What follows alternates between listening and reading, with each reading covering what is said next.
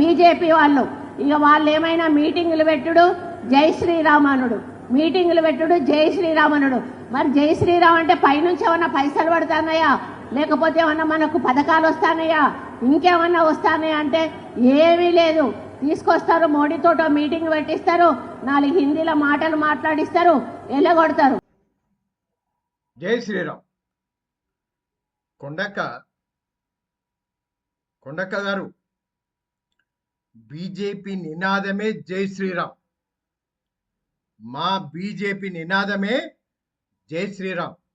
ఎట్లయితే మీ ముఖ్యమంత్రి రేవంత్ ఉద్దీన్ నినాదం ఏందో తెలుసా కొండక్క? కాంగ్రెస్ అంటేనే ముస్లిమ్స్ అంటేనే కాంగ్రెస్ అన్న వ్యక్తి.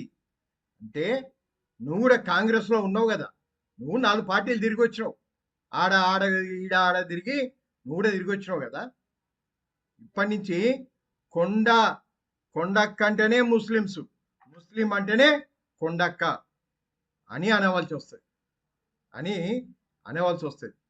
అయినా నువ్వు ఒక దేవాదాయ శాఖ మంత్రి అయ్యుండి శ్రీరాముని గురించి మాట్లాడినావు కదా. నువ్వు దేవాదాయ శాఖ మంత్రిగా పనికిరావు, నువ్వు రిజైన్ చేయి. కొండక్క నువ్వు రిజైన్ చేయి. దేనికి మినిస్ట్రీ పనికొస్తా తెలుసా? వక్ఫ్ బోర్డు మినిస్ట్రీ తీసుకో, మైనారిటీ మినిస్ట్రీ తీసుకో, దానికి పనికొస్తావు.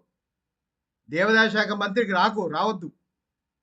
నువ్వు హిందువై ఉండి కూడా హిందూ దేవతను తులనాడినవంటే నీ కమ్యూనిస్ట్ భావాలు, నీ నక్సలైట్ భావాలు, నీ అర్బన్ నక్సలైట్ భావాలు నీ నరాన ఉన్నాయి. నువ్వు దేవాదాయ శాఖ మంత్రిగా పనికి రావు. నీలాంటి వాడే స్టాలిన్ ఇలానే మాట్లాడి సంగనాకిపోయిండు. నీలాగనే మమతా బెనర్జీ, ఆమె పేరు కూడా ముమత్ ఖాన్, ఆమె కూడా అడ్రస్ లేకుండా పోయింది. మీరు కూడా కాంగ్రెస్ వాళ్ళు అడ్రస్ లేకుండా పోతారు. మీరు శ్రీరాముని ఎప్పుడైతే నువ్వు తులనాడినవో నీ పతనం మొదలైంది.